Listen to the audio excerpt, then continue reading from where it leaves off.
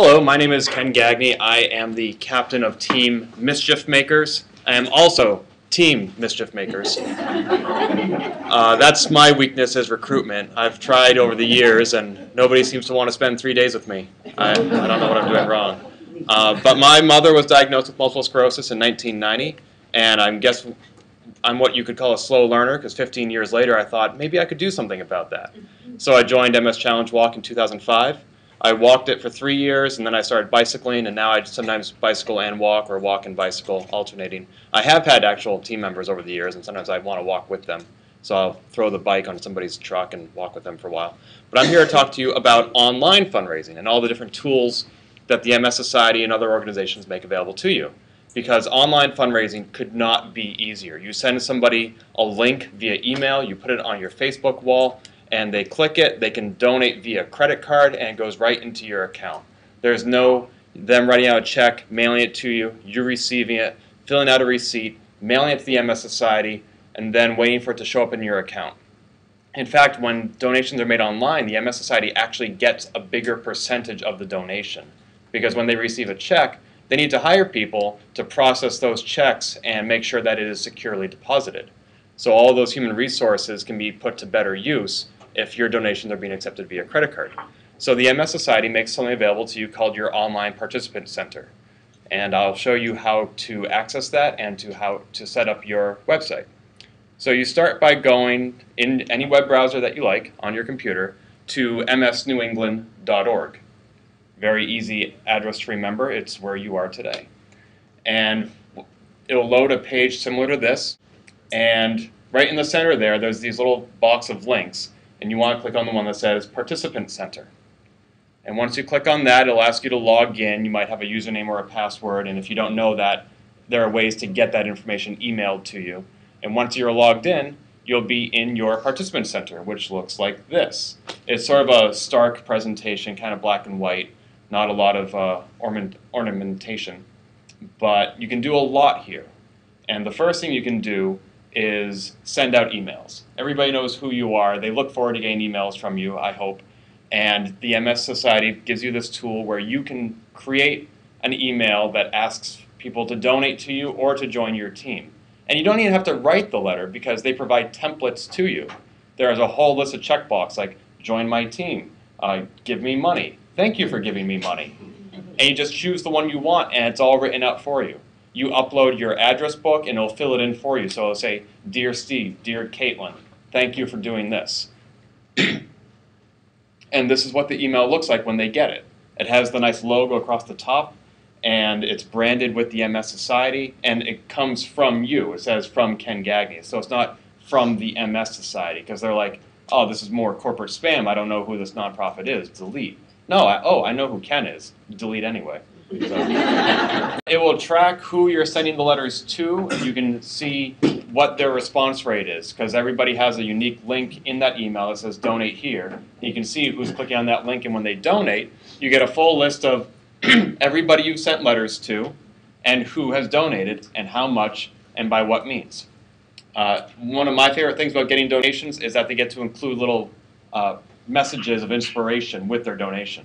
So when they punch in how much they want to donate, there's a separate box that says, include a message to the walker here. And people write stuff like, rock on, I have a friend with MS, and I think it's awesome that you're doing this. I had no idea that Anne, my friend here, had a friend with MS. I just put this out on Facebook, and this connected with her on a personal level that I could not have anticipated. And I never would have known that had I not given her the opportunity to donate to me. You can also create a website. So you can create a link to a website that's all about you. It shows your story. It tells people who else has donated and how much, which is optional if you want to present that information. And again, this is really easy. It comes with a template that automatically says, this is what MS is, this is what the event is, and here's how you can help. If you send a postal letter of solicitation, I usually just copy and paste that into my website. And boom, I have all the content ready. I have my own personal story. I might modify it a little bit because a website doesn't come with a self-addressed stamped envelope. So you have to think about the context. But again, it's really easy. And you can also create a very short address that you can send people to. So you just type in your name right there, and that becomes your personal website address. So it's something that you can very easily copy and paste into an email or into a Facebook post. And then once you've clicked publish, it goes live, and like this. This is my page from last year. It says September will mark my 8th time doing the walk, and here's why I do it. And here's a picture of me from the walk. And I was able to choose the picture, choose the caption, which says, "Will you follow this guide to a world free of MS?" I have my thermometer, which this is from like May of last year, and at that point, my fundraising, I'd only reached 1% of my personal goal of $5,000. You can choose whatever goal you want to represent 100%. It should be a minimum of $1,500, of course. But I have found from historical precedents that I can usually get more than that. So I start my fundraising in May. For some people that's late, for some people it's early. The first time I did this walk, I started fundraising the end of July. So I gave myself 6 weeks to meet that goal. Because that's when I found out about the event. I started fundraising the day I signed up, which was late July. But now I start in May, I go for 5,000, and at this point it was 1%. And then fundraising honor roll, you can't quite see it there, but that is a list of everybody who's donated to me so far. That can optionally include how much they've donated. I choose not to include that information because it doesn't matter how much they donate. It matters that they donate. And I don't rank people by you're a better donor than this person because you make more money and thus can afford to give more. No, people give what they can, and that's what matters to me. But you can also just choose to exclude that information entirely, get rid of the thermometer, whatever you want. Instead of a picture of yourself or your team, you can also choose a video. We have a lot of videos on our YouTube channel, youtube.com/MSNewEngland. We just put up a 3-minute video this past week all about the walk. If you haven't seen that, maybe we can watch it later. And that, again, is very easy. When you're making your page, they'll just ask you, what's the address of the YouTube video you want? You just paste it in. This is where you can choose the different things on the side, which are called widgets or components. Just choose the thermometer, choose the honor roll, just check it on or off, and it'll appear or disappear. You definitely don't have to be any sort of a web developer or programmer. Oh, you can also create a personal blog. So in addition to that story of why you're walking, you can also put little updates like, just went for a 10-mile training walk this weekend, or just hit my $1,000 goal, or just recruited new people, or I'm thinking about doing this, what do you guys think? Just little messages that update the story so people can see how you're doing as you approach the event. Now, a lot of people still do offline fundraising, and actually most fundraising does still occur offline. But there's a frustration for that because when you receive your check, it's just sitting in your hands, and you can't log on to your participant center and see, I've raised $1,000 because those $1,000 haven't been submitted to the MS Society yet. You don't want to mail in every single check as you get it because you're going to run out of money on stamps. So I mail all my checks in on a monthly basis. So I'll have like $1,000 at a time that I'm mailing in. But that people don't want to wait a month to see that they've raised that much money. They want to get that feedback instantaneously. So what you can do is go into your participant center and you type in all the details about your check, who it's from, how much money it's worth, and the check number. And then that will immediately show up as you have raised this much money. And there will be a little footnote that says unverified. As soon as you mail that check into the MS Society, the data entry process is much quicker for them because you've already entered the data for them, and they'll just match the physical check with what you already entered into your participant center, and then it'll change from unverified to verified. And now all that money is in your account. Let's see. Another thing you can do from your participant center, in the corner there's a blue button that says Fundraise with Facebook. And if you are on Facebook, you can use this tool to make your fundraising much more automatic and much more visible. You just click that button, and you have to go into your participant center and click the button there. You can't do this from Facebook. You click that button, and it goes to this page, and you just basically click Share with Friends or Install or whatever. And what this will do is automatically update your Facebook status with messages about how you are doing with your fundraising, and it'll give people an opportunity to donate to you just by clicking a link right on your Facebook wall. Now, my friend Phil did the Boston one-day walk with me last April. It was April 1st, Sunday, and I had several other people on my team for once. he was the only one who actually used the Facebook widget, and he raised about 6 times more than anybody else. He was the #1 fundraiser on my team, even beating me. Not only was he using this widget, but he also wrote his own updates. He said, if everyone here clicks one of my MS links and donates $1, I'll have a lot of dollars. You know, and people did. People donated $5 here, $10 there. But he has 800 friends on Facebook. And so, you know, even if just a fraction of those people donate a small amount, it'll add up, and it did. Let me tell you about a few other tools that you can use online. One is the event calendar. If you go to challengeblog.org, that is, it's a lot of things, but one of it things it is also an event calendar where you can submit whatever your team is doing, anything that has a time and a place that you want people to come. Even if it's an online event, you can include a website link. And we will put that on our blog, and then we'll probably go on Twitter and on Facebook, and the MS Society gets a copy of this and puts it on their event calendar. And it's really easy to enter your information. Once you go to challengeblog.org, there'll be a link to submit an event. And it's just a form that you fill out with, you know, your name, your team name, your event name, and that will go to us. It'll get emailed to us. You get an email copy so you can verify all your information, and you realize, oh crap, I put the wrong date. You just hit reply, say here's what I meant to do, we'll get that. It's real easy. And then it shows up on this event calendar where you can see all the different events. You choose whatever month and year you want to look at. It obviously defaults to today. And it lists all the different events and when they're going on and where they're going on. You just click that and you get more details right away. We manually start advertising the events as the date approaches. Okay, good, okay. But the first notification people get of your event is the day that we publish it to our calendar. So that can be days, weeks, or months in advance. The more notice you give us, the better. Because, you know, if you submit an event on Friday and your event is on Saturday, that doesn't give us a lot of time to get the word out. In fact, there's very often a gap between when you submit it and when we publish it. This particular event calendar is just volunteer run. So there are times when we need to check some facts, or if you don't provide a lot of information about your event, then we might need to get back to you and say, okay, it's a raffle basket, but how much are the tickets? What's in the raffle? What's in the basket? You know, and then we need to wait for your reply. So the sooner you get us the information, the more information you get us, the better we can promote your event. Some other online tools is we actually have a map of where all the teams are located. This is last year's map. I'm waiting to get the information with which to update for this year. But you know, if you live in Leominster or Acton or Weymouth or Rehoboth, and you go on this map, you can see, oh, there's somebody, you know, in Fitchburg or Orange, or somebody right next to me I didn't even know. And then you can use this map to. It doesn't publicize anybody's contact information. That's confidential. But then you can email somebody at the MS Society and say, hey, I'm in Fitchburg. I saw there's another team in Leominster. Can you put us in touch?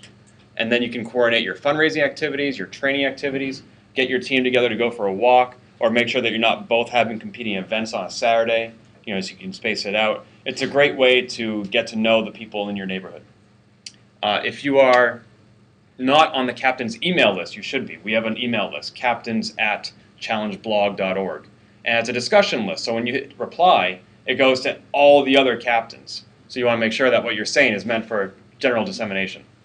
But again, we were talking earlier about Billy, who's on the medical crew and the bike crew. And one person sent out a question to all the captains, and he wrote back and said, if you want to use my bar, feel free. And that goes to anybody else getting this message.